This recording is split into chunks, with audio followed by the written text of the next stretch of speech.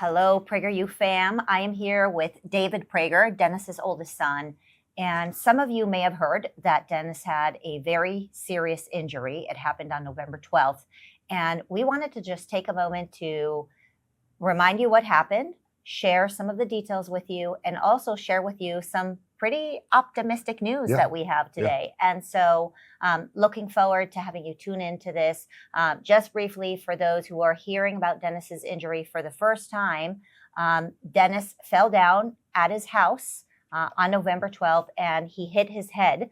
Prior to the fall, Dennis has had two major surgeries on his back. He had a fusion surgery, which really gave his back a pretty stiff situation. And so when he fell down, he hit his head. And while nothing actually happened to his brain, his spinal cord was injured. It was not severed, but it was injured. And it was injured at the top of his spinal cord at the area of C3 and C4 that also controls his diaphragm. And so it was a pretty scary situation. I remember talking to David that same day, not really knowing what's going to happen. And thankfully, we first knew that nothing happened to his brain. And so Dennis to this day remains Dennis. But he was immediately brought into ICU, and he was under care for several weeks in the hospital as the goal was to get him to regain function of his breathing. And we've seen some promising incremental improvement. He cannot move from the shoulders and below, and he's still working on physical therapy. And we hope that with the reduction of the inflammation, with time passing, as well as with all the technology that some of the doctors are bringing to the family, we'll continue to see some improvement. And so that is basically what has happened a few weeks ago. And David is here to share Dennis's condition currently and how he's doing. So he is a lot of good movement. If you're hearing this for the first time, obviously all you hear is bad news. But we've had the ability of having perspective, number one, of the fact that, like you said, he's had no brain injury. The people that have visited him and are hearing him talk now, and he's talking very consistently. He has one goal, and that's to get back to all of us and to talk to the world again. He is talking a lot to people in the rehab facility that he's at right now. He's all there. He's 100% there. When you hear him on the radio, you'll say he hasn't skipped a beat. That's for sure. And God willing, that'll be very soon. He's also eating now. He's drinking now. I mean, these are actually sound like small steps, but they're major steps in terms of recovery. So those are all good things. Like you said, it's an incomplete injury, meaning the spinal cord wasn't severed, meaning that there's a lot of chance for further recovery. The doctors that he's with now, and he's with such phenomenal doctors. We couldn't say that the entire experience, but anybody that's had healthcare experience knows that you rarely say that you're thrilled with your medical team. We are. And they're giving great advice, and they're saying that given the fact that it was an incomplete injury, we can only find out really 6 months and beyond where he will be long term.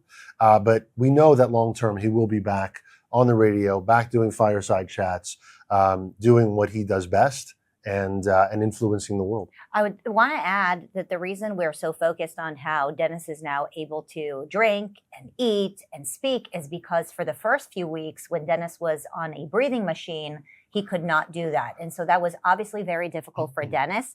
One of the things I asked Dennis a couple of weeks ago when I was with him, I said, Dennis, now that you can talk, how has it been being in your head for several weeks? Like, what is it like just being in Dennis's head?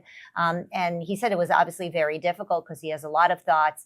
But what is amazing to me when you sit with Dennis is that he is so grateful. I mean, I was thinking to myself, a situation like this where he's laying down for so long, he couldn't talk for many weeks, and all Dennis can talk about is how grateful he is. First of all, how grateful he is to Sue Prager, his wife.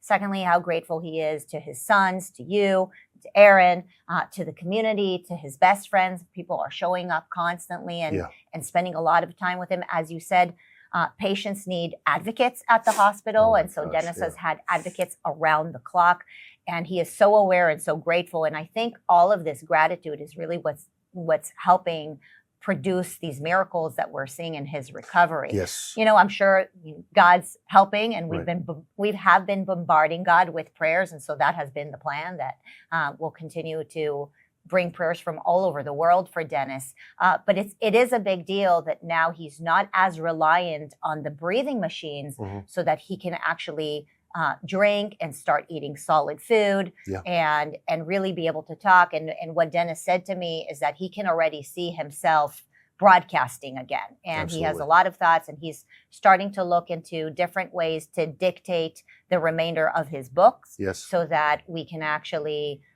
get the final book of the Torah series that he's been working on. And so, you know, he has a clear vision for his recovery. He has a clear vision for coming back to us. And I think it's so amazing to watch your dad, to watch Dennis go through this situation and learn so much about how he handles this kind of fight. You know, he is such a fighter. He still has his routine. He's like, okay, you know, when is the hairdresser coming in? You know, he's so focused on making sure that his hair is cut clean, that he got his shave, that he looks presentable. He's not quite wearing a tie. Or smoking cigars. Smoking cigars. That will be the final step. But he is drinking his iced coffees and the things that he enjoys. To see. To see that he crossed that precipice is a huge deal. And you're right, he's very grateful. Try to remind him I throw back a lot of his famous lines in his face to make sure he remembers them, which is hard to do sometimes. So, you know, reminding him that, you know, it's not about being optimistic or pessimistic long term, it's about fighting, you know, which is like, oh yeah, I did say that a few times over the last few years. So he is getting all the news that's coming out of the world. So he's fully up to speed. And, you know, he'll still correct my grammar. So I know that that's still happening. So yeah, it's definitely him. Yeah. You know, and the other thing is he wants us to keep fighting. You know, when I go and visit, and David and the rest of us here at PragerU, he is so encouraged by the fact that PragerU is not stopping, but in fact, we're growing. It's very encouraging to him. It's encouraging to him to know that you're still tuning in, that you're still supporting the mission. The mission of PragerU has been so much greater than Dennis. I think we all recognize that, as does Dennis. And as he plans to come back at the capacity that he could come back, he wants to make sure that this enterprise continues to grow. And so, you know, I'd love to take this opportunity to say, many of you are asking, well, what can we do? Can we send flowers? Can we send chocolates? Well, really what you can do is help us keep going. You know, if there are programs here that we have impressed you with, and you would like us to continue investing in, that is a way that you can donate in the name of Dennis Prager, and we will go and share that with him, and we will let him know that none of us are giving up. He's not giving up on his recovery.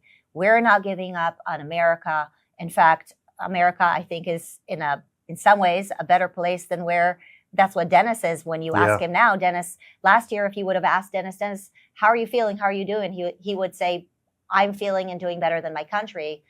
A few weeks ago, when we would ask Dennis, how are you doing, Dennis? He would say, well, actually, my country is doing better than me. And, you know, it's sad and very Dennis to hear that from him.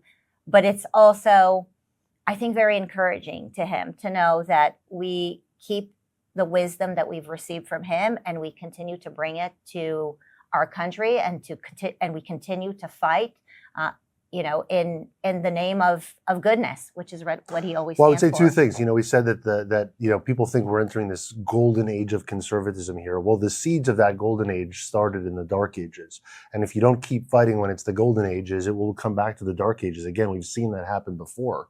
And I would also say that you spent years building PragerU in the instance that Dennis isn't always around. And it's grown regardless of that. He's the beating heart of PragerU, but PragerU continues to grow without him here. Yeah, well, I'm feel very lucky that I still have Dennis to lean on for his wisdom and be able to visit, and his heart is beating strong. But I'd love to be able to continue to show him that none of us are giving up. Yeah. And so thank you for all your support. I hope that this was clarifying and encouraging. We're encouraged by everything that is happening in our country right now, and we're just grateful for you for tuning in and for supporting us. And if you'd like to make a donation in the name of Dennis Prager this month, please go ahead and click the link. Thank you.